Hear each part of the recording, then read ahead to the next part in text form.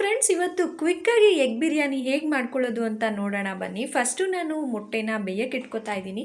ಮೊಟ್ಟೆ ಬೇಯಕ್ಕೆ ಇಟ್ಕೊಂಡು ಒಂದು ಕಡೆ ಕುಕ್ಕರ್ಗೆ 1-2 ಸ್ಪೂನ್ ತುಪ್ಪ, 1-2 ಸ್ಪೂನ್ ಆಯಿಲ್ ಹಾಕ್ಕೊಳ್ಳೋಣ.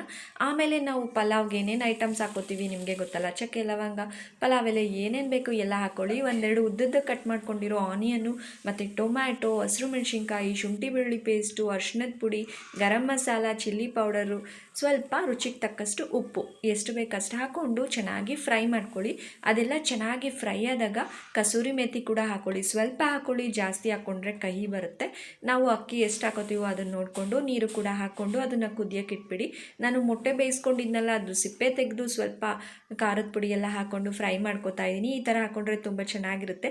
ಸೊ ಮಳ್ಳದ ಮೇಲೆ ಅಕ್ಕಿ ಮತ್ತು ಮೊಟ್ಟೆ, ಕೊತ್ತಂಬರಿ ಸೊಪ್ಪು ಹಾಕಿ 2 ವಿಷಲ್ ಕೂಗಿಸ್ಕೊಂಡೆ.